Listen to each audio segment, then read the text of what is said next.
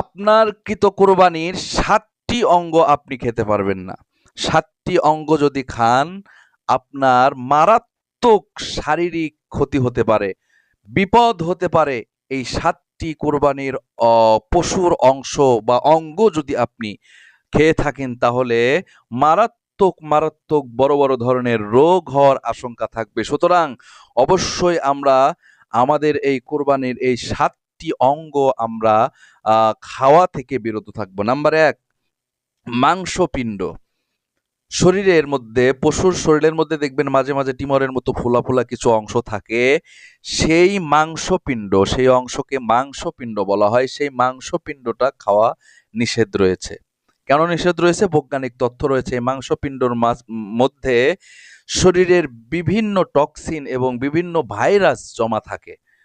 পশুর সারা শরীরের টক্সিন এবং ভাইরাসটা পুরো শরীরে, আল্লাহ পাকের কুদরতে পুরো শরীরের মধ্যে আঘাত না হেনে ওই সমস্ত মাংসপিণ্ডের মধ্যে মানে জড়ো হয়ে থাকে।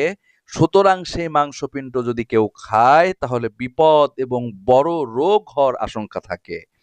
২ নাম্বার, অন্ডকোষ। আপনার পুরুষ পশু যে রয়েছে তার অন্ডকোষ খাওয়া থেকে আমাদের বিরত থাকতে হবে। সেই অন্ডকোষ খেলে আপনার বিভিন্ন ধরনের বড় রোগ ব্যাধি হতে পারে।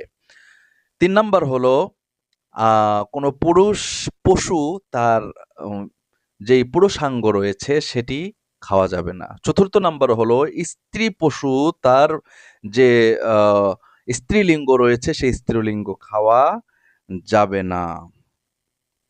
৫ নাম্বার হলো, আপনার কুরবানির পশুর আপনি মূত্রথলি যেটা এটি খেতে পারবেন না।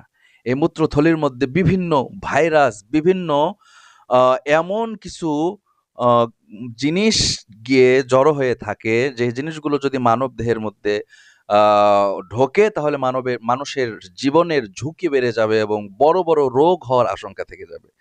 নাম্বার ৬ নম্বর হলো পিত্তথলি। আপনার কুরবানির পশু যত দামিই হোক না কেন, যত শখেরই হোক না কেন, এই পিত্তথলি আপনি খেতে পারবেন না।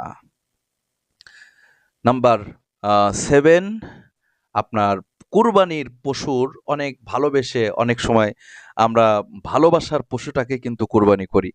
এই জন্য ভালোবাসার পশুটার সে রক্তকে ভালোবেসে খাওয়া যাবে না, সে রক্ত পরিহার করতে হবে। সুতরাং এই ৭টা জিনিস যে ইসলামে নিষেধ রয়েছে, বৈজ্ঞানিক তথ্য অনুযায়ী এই ৭টা জিনিস যদি কেউ খায়, মানুষের শরীরের মধ্যে বড় বড় অনেক রোগ ব্যাধি ছড়ানোর আশঙ্কা রয়েছে। সুতরাং সুন্নাহ মানেই সায়েন্স।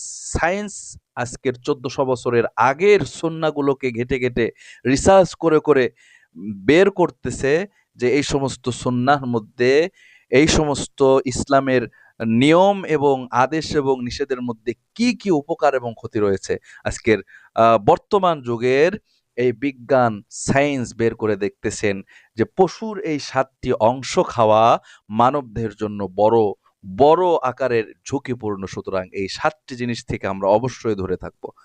আসসালামু আলাইকুম ওয়া রাহমাতুল্লাহ।